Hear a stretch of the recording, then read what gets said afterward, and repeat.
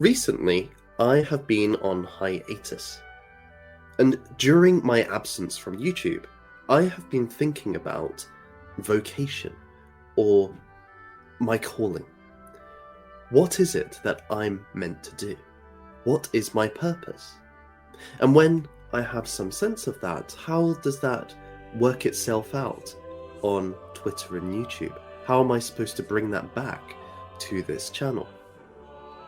Naturally, my mind has been drawn to Tolkien's treatment of this topic within The Hobbit and The Lord of the Rings.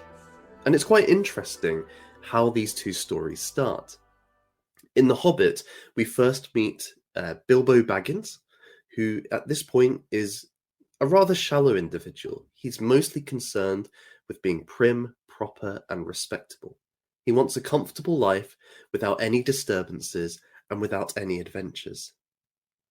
The wizard Gandalf decides, after having a frustrating conversation with Bilbo, that it would be very good for him to go on an adventure. And so, unbeknownst to the Hobbit, he leaves a secret sign on the door. He carves it in with his staff. Later that evening, several dwarves arrive at Bilbo's house. They start feasting and drinking, making a right mess of the place and leaving the Hobbit totally bewildered and quite upset. Turns out that they are going to go on a quest to reclaim their homeland from the dragon Smaug in the Lonely Mountain. And they want Bilbo to be their thief or burglar on this quest. And as the story unfolds, Bilbo is whisked off on this adventure, going through dangerous places and growing into a courageous and heroic individual. The Lord of the Rings has a somewhat similar but more muted beginning. Bilbo, on his quest during The Hobbit, found a ring, a golden ring, which had the power to turn him invisible. And at the very beginning of The Lord of the Rings, he bequeaths this ring to his nephew, Frodo Baggins. Now, it turns out, several years after this event, that this ring belongs to the Dark Lord Sauron, who, if he reclaims the ring, will have the power to take over the whole of Middle-earth. And Sauron has discovered that Frodo, or A. Baggins, has the ring in the Shire, and so he has sent his most deadly and wicked servants to go and find it for him. So Frodo is suddenly put in this position where he has this object which is sought after by the most evil and dangerous force within the world. And he has to go on an adventure. First, getting the ring to Rivendell, and then later to destroy it, traveling through a very hostile and dangerous world. What's interesting in both of these cases is that neither Bilbo nor Frodo were looking for an adventure, and they didn't choose the quest that they were going on. It wasn't as if they sat down and thought, what would I like to do? What am I good at? And then worked out a course for them to go on. No, there was a situation that they were thrust into. They had very little choice about their circumstances. Something immediately presented itself, and they had to respond to it. And in a way, this characterizes the whole atmosphere of The Hobbit and The Lord of the Rings. Take a character like Aragorn, who is a heroic individual. He is a mighty warrior who, when we meet him, he is a ranger who is defending the hobbits from the monsters that lurk in the dark. Later in the story, he will lead armies against Sauron's forces. But he isn't like somebody or a character like Indiana Jones or even a knight errant, because Indiana Jones, he doesn't have to go on his adventures. He chooses to. He wants to find lost treasure and artifacts. The knight errant wants to find wrongs to right. He wants to fight battles against dangerous foes. He wants to prove himself, to become glorious, and to win the heart of his lady. Aragorn isn't like that. He's not looking for a quest. Rather, there is a danger in this world. The forces of darkness are threatening the lives of good and free peoples. And so he is rising to that challenge. It is a response to the necessity around him, or of the situation around him, I should say. Perhaps this reflects Tolkien's own experience of World War One. Like thousands of young British men, he was called up to the army to fight against the German forces. He and many of his comrades fought in the Battle of the Somme, seeing their friends and colleagues torn apart by shrapnel and bombs. He didn't have a choice. It wasn't like he was looking to go to war, and unless he wanted to go to prison, unless he was going to give up on his duty to serve his country, to defend his family, and so on, he was going to have to go and fight in this war, just like many British men. They were thrust into the situation. They had very little control over the circumstances. The adventure or the conflict was just there for them. Throughout The Lord of the Rings, we have this sense as well that this isn't just blind chance or luck that's directing these events. It isn't just a mistake that Bilbo and Frodo are sent on these quests. Gandalf explains to Frodo that when Bilbo found the ring, there was another power at work. Not Sauron, not a force of darkness, but some other thing beyond the immediate sensory world, beyond the world of appearances, that intended for Bilbo to find the ring. He was meant to have it. And in the same way, Frodo is meant to have it. Later in the story, we hear Elrond talking about Frodo being chosen and appointed, not by himself, but by something else, to carry the ring as far as he can to its destruction. Tolkien, in a letter, described this other power as the real author of the story. Not himself, but in the world of Middle-earth, the author of events. Whatever this force may be, it is something which has a providential oversight over reality. It determines what people are doing, how they are doing it, what quests are before them, what situations they are thrust into. And it seems that we could infer that Bilbo and Frodo are sent on these quests not only because of the individual actors within the story, but also because this other power wants them to go on these quests. It's chosen them to do this thing. It puts before them a situation, and it is up to them to choose how they respond. And what's surprising is that these two characters are not particularly the most suitable candidates for these quests. Certainly with Bilbo, he is the least likely person you would want to send on a quest to fight a dragon. He is cowardly. He is easily scared. He's very shallow and more concerned about being comfortable than he is about being heroic or following virtue, and so on. Frodo, by contrast, is quite a noble and courageous hobbit, and we see this very early on with his defiance and ability to stand up to the ghosts in the Barrow-wights, or the Barrow Downs. But he is a hobbit, and hobbits being rather small, rather weak, he is inexperienced, he is not very strong.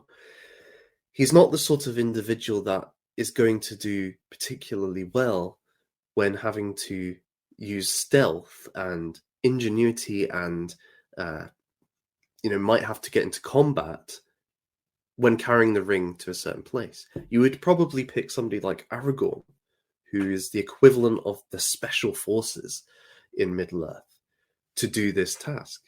But yet, Gandalf, this other power, they choose these individuals. It seems like a strange decision. Perhaps Tolkien was influenced in this idea, in this kind of conception of who the other power chooses, by his Roman Catholic faith. And I'm thinking, for example, of the Virgin Mary, the Mother of God. Mary was a young woman betrothed in marriage to Joseph, her future husband, who was several years older than her. There was nothing particularly special or noteworthy about her, but nonetheless, God chose Mary to bear in her womb Jesus Christ, the Messiah, the incarnate Son of God, the second person of the Trinity. That is, she had to bear within herself the incarnate God, God made flesh, which is such a beautiful and wonderful honor. But as I say, she was not particularly noteworthy. She hadn't prepared for this. She had no kind of real warning before the angel Gabriel came to tell her this news.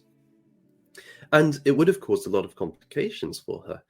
Being betrothed, not yet married, when Joseph found out about her pregnancy, her conception of Christ through the Holy Spirit, he planned to divorce her because he assumed that it was adultery which was the cause of this, and that would bring great shame upon Mary within her community. So she's a like Bilbo and Frodo, a kind of a weak individual who is not particularly noteworthy, but is chosen by God for a very special task. And perhaps what's interesting then is this idea of being thrust into situations, not having control over the adventures we go on, but then how we respond to it. And Tolkien, through Gandalf, gives us, I guess, his life attitude, his way of dealing with these situations.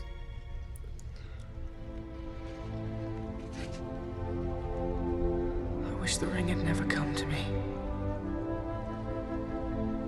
I wish none of this had happened. So do all who live to see such times, but that is not for them to decide. All we have to decide is what to do with the time that is given to us. It is quite similar to Stoic ideas of how we should engage with the world. If we look at Seneca, he wrote on anger. This is one of his famous texts. Within that text, he makes the point that we cannot control the circumstances around us. We cannot control how other people act. We can try to influence them, maybe through coercion or persuasion, but we cannot ultimately control what they do. We cannot control how what they do or how the natural world operates affects us. We can try, but ultimately we are subject to its effects. We cannot even control how we immediately emotionally respond. We have an initial reaction to things that is beyond our willpower. But what we can control is how we rationally respond to situations, what we choose to do, our intentions and decisions regarding a situation. Do I endorse how I feel about this situation, or am I going to take another course of action? And this can be seen in some of the characters and figures within Tolkien's mythological world and the influences upon it. So, for example, in his lecture on Beowulf, he talks about Odin, the high king of the gods of Asgard, and how he faced Ragnarok, the ending of the world. Odin knew that it had been prophesied that he and the gods would be utterly defeated by the Jotnar, the giants, and the monsters of the world. That he would be devoured by Fenrir the wolf. Thor would be slain by the world serpent. And Sutur, the fire giant, would envelop Valhalla and Asgard in flame, and the earth would be burned and consumed within his fire. What he knew was inevitable was that he would be defeated. All he ruled over would be taken away from him. And this was unchangeable. He can do nothing about it. But Odin does not run away. He does not have pity upon himself. He does not grovel for mercy. No. Tolkien points out that Odin rises to the challenge.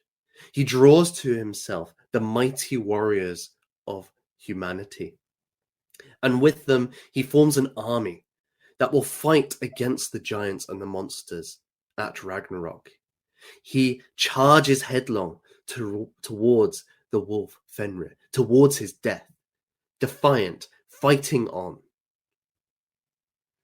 In many ways, the character of King Theoden in The Lord of the Rings is the representation of Odin, the representation of what Tolkien called the northern heroic spirit, the indomitable will in the face of inevitable defeat.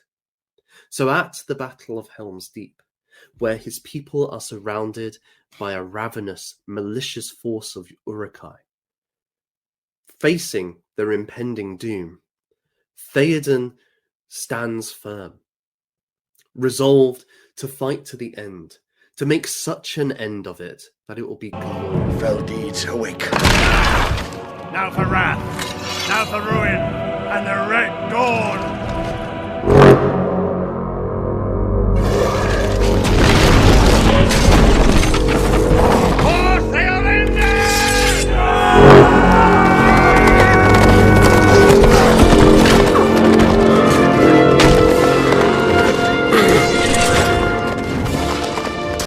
In her own way, the Virgin Mary also embodies, it expresses how we should respond to the situations we are thrust into, the adventures that have been chosen for us.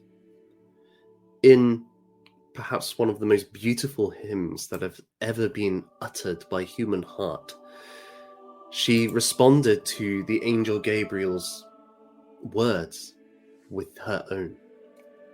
My soul doth magnify the Lord, and my spirit hath rejoiced in God my Saviour. For he hath regarded the lowliness of his handmaiden. For behold, from henceforth all generations shall call me blessed. For he that is mighty hath magnified me, and holy is his name, and his mercy is on them that fear him, throughout all generations. He hath showed his arm. He hath scattered the proud in the imagination of their hearts. He hath put down the mighty from their seat, and hath exalted the humble and meek.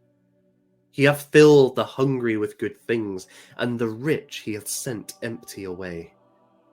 He, remembering his mercy, hath holpen and helped his servant Israel, as he promised to our forefathers, Abraham and his seed forever. Perhaps, though, with The Lord of the Rings, we also see a tempering of this spirit, or an awareness that even our willful responses, even our best reactions to the situations we're thrown into, can lead to failure. And we see this with Frodo. Frodo is remarkable in his ability to carry the Ring of Power all the way to Mount Doom, where it needs to be destroyed.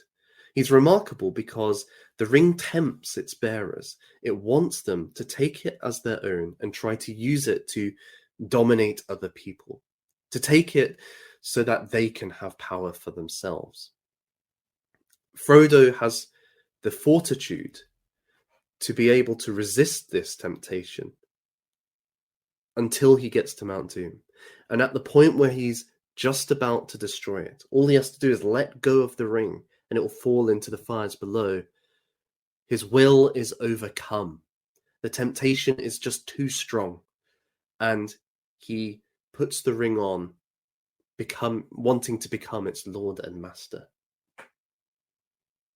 Tolkien himself related this apparent failure to the lines within the Lord's Prayer that read, "Lead us not into temptation, but deliver us from evil." Ultimately, we all fall to the temptation. Our willpower is not strong enough to resist the forces of darkness. And so we are in need of deliverance from the evil we fall into. That's something that Tolkien's trying to illustrate with this episode. So maybe it's not even about being able to complete the quest or to fulfill it by ourselves. All we can do is do our best. We can try our hardest like Frodo did. And even if that's not enough, that's what we're called to do, our best in that situation. And that's even though we are not ready to go on the quest. Because, as I indicated before, neither Bilbo nor Frodo were looking to go on an adventure, nor were they particularly ready to go on an adventure. With Bilbo, we see that he is a rather shallow and cowardly individual. And though he has some resourcefulness, he's not much good to the company at first. When the company first meet the trolls, he is automatically captured by them. And one by one, the dwarves go looking for him and are themselves captured. And it's not until Gandalf rescues the group that all are safe. However, through the story, Bilbo grows as a character. He becomes something more. There's a spirit deep within him. There are seeds of qualities that he has that the events of the story bring out, so that in time he becomes a noble and courageous hobbit. Perhaps the biggest change comes when he finds the ring, which gives him the power of invisibility. Because when he gets that ring, it's very soon after that he takes on the role that Gandalf used to play for the group. As I just mentioned, when the group gets into trouble with the trolls, Gandalf saves the day. And he does so not by going in and swinging a sword against the trolls, but by using trickery, subterfuge, being a kind of hidden presence that's manipulating things. And then again, when the dwarves and Bilbo are captured by the goblins, in the darkness, Gandalf invisibly saves the day. So when Bilbo gets the ring, he becomes that character. Gandalf leaves the group, and when they are attacked by spiders, it is Bilbo using the invisibility of the ring to save his friends. When they are captured by the elves, Bilbo uses the invisibility of the ring to get them out of the prison. When they get to the Lonely Mountain, Bilbo's use of the ring enables him to get into the mountain, to see Smaug's weak spot, which eventually leads to the dragon's death. It enables him to sneak out the Arkenstone, which is really important for bringing about the cooperation of the various groups. So he becomes a character we could never imagine at the beginning. And this goes against the idea that we need to be ready before we go on the adventure. In fact, going on the adventure might bring out the qualities that we feel we need to have to go on such an adventure. The same could also be said of Frodo, but in quite a different way. At the start of the story, Frodo is an unmerciful character. When talking about the creature Gollum, Frodo says quite offhand that it was a shame that Bilbo didn't kill him when he had the chance. He primarily says this because he's afraid. He's afraid of the situation that he's in, what Sauron is going to do if he gets the ring, what he's going to do to Frodo if his servants find him.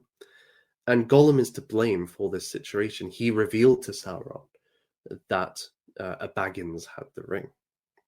Gandalf chastises him and says, who are you to make such a judgment? We cannot see your lens. And also, it's a grave responsibility to determine who should live and who should die. As the story progresses, Frodo actually meets Gollum and instinctually has pity upon him. This pity is integral to the success of his mission, because though he fails to destroy the ring at Mount Doom, he gives in to the temptation. Gollum, overcome by temptation himself for the ring, attacks Frodo, takes it for his own, and slips off the edge and falls with the ring into the fires below, leading to its destruction and the victory over Sauron. If Gollum had not been there, if Frodo had killed him when he had the chance, the ring would not have been destroyed, a fact that Frodo comes to recognize. So that later, when the hobbits return to the Shire and they find that Saruman has taken it over, even when Saruman tries to stab Frodo, he shows him mercy. He's become an extremely merciful character. A quality that Frodo didn't have at the start of the story emerges through it. He develops it, it grows in response to the challenging environment that he's been placed in. So here's just some concluding thoughts. I remember many years ago watching a clip by the late Chief Rabbi Jonathan Sacks, and he was talking about purpose.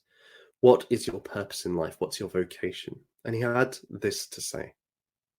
If you want to find your purpose in life, think about the following sentence, where what you want to do meets what needs to be done.